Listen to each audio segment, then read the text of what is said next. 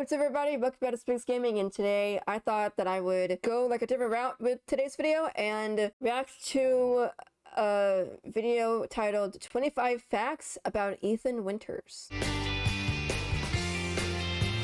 Now you all know I absolutely love 7 and 8 where you play as Ethan Winters, and he is one of my favorite video game characters of all time, so I found it only fitting that I would watch 25 facts about him. So let's get into it. From losing fingers to family dinners, here are 25 facts about Ethan Winters.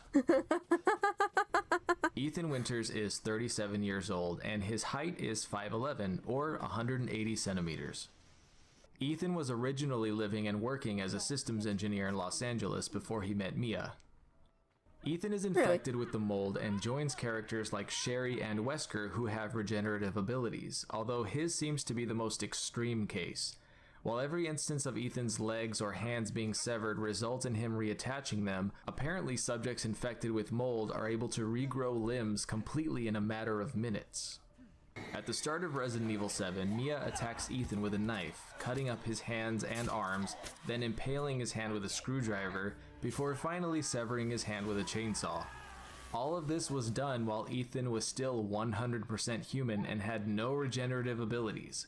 This is why instead of attempting to reattach his hand, he just squeezes his wrist to prevent blood loss. During the infamous dinner scene in 7, the bakers are attempting to heal Ethan in their own way. By force-feeding him food contaminated with the mold, they are attempting to speed up his healing process so he can return to full health and join them. Throughout Resident Evil 7, Ethan sees both the old lady and the little girl, both of which are Evelyn. The reason for this is because she possesses hallucinatory powers, causing Ethan to see her a certain way, as well as the rest of the Baker family. But in reality, her physical form is indeed the old lady, decaying and damaged from all the experiments done on her.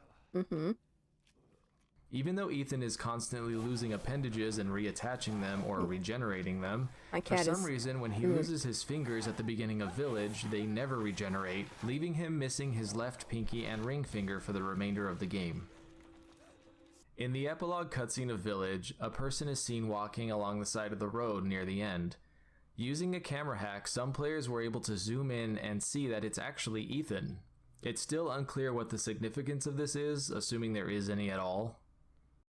We know a tiny bit. The main handgun Ethan uses in Village is called the Lemmy and is based on the real gun called the CZ-2075 Rammy, or Rammy for short.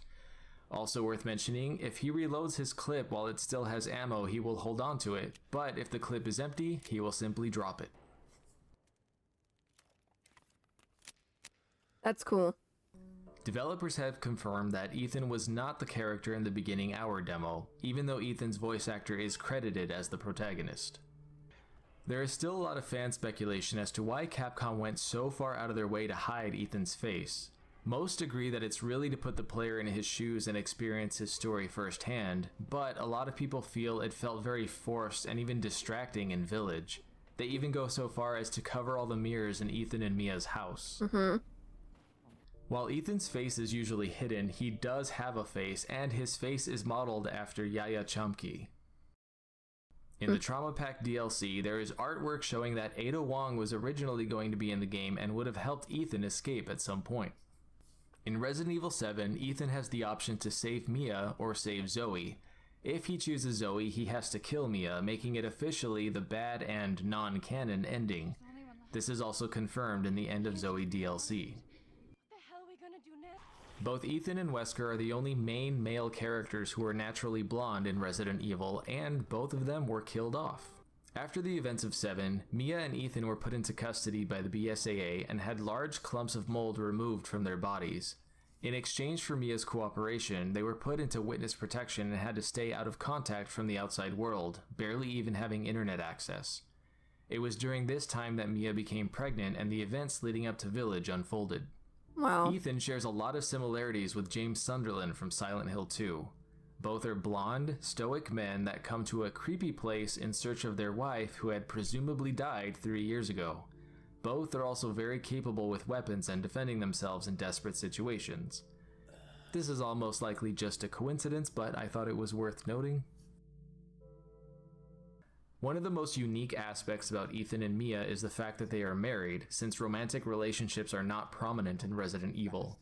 The only other main protagonist in the series who is known to be married is Barry Burton. At the beginning of Village, Ethan loses a ring finger and pinky. I wondered how much this would affect the use of your hand, so I looked it up, and apparently losing your pinky is bad because it's surprisingly one of your most important fingers when it comes to grip, providing almost half of your hand's grip strength.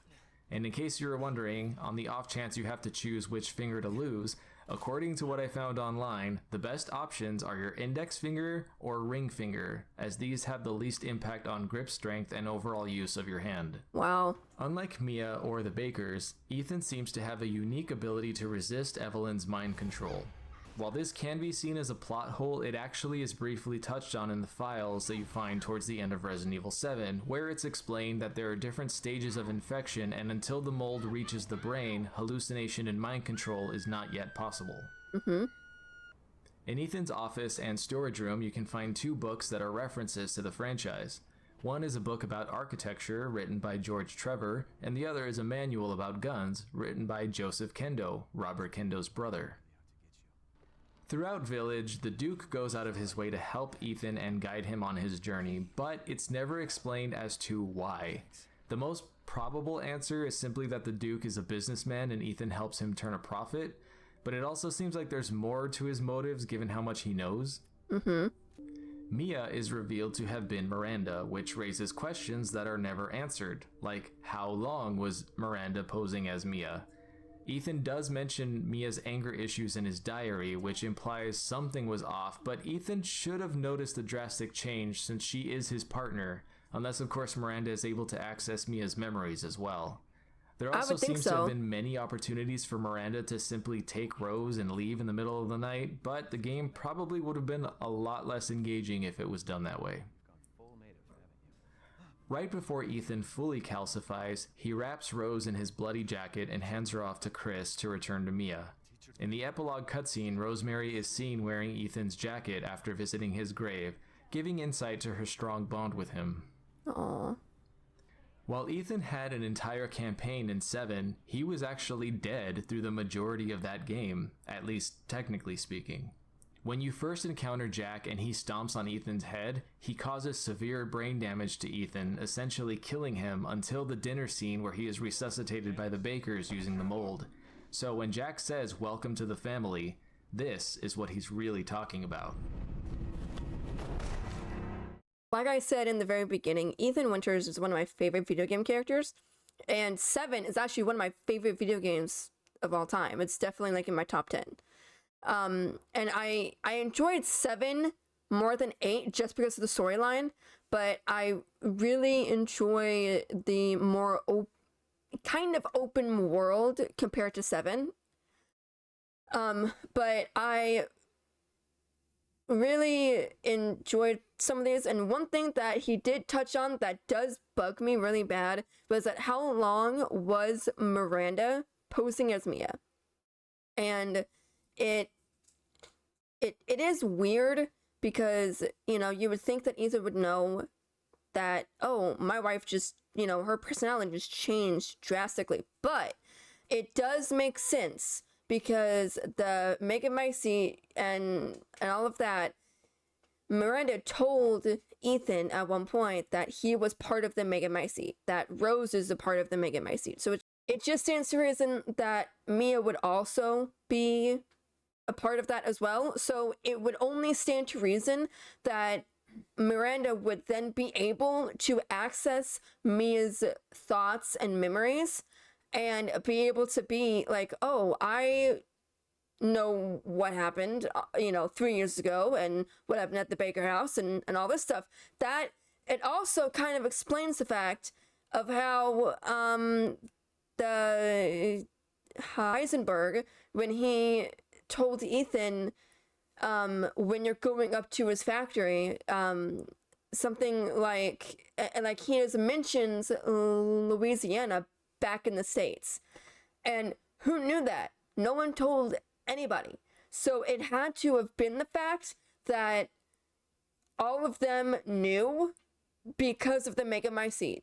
Maybe Miranda told them, or they're all part of it, or something. But yeah, like it is just mind-blowing, and I really enjoyed this. Thank you so much to the guy who did this video. Guys, go check him out. Really, really good. I hope you all enjoyed the video.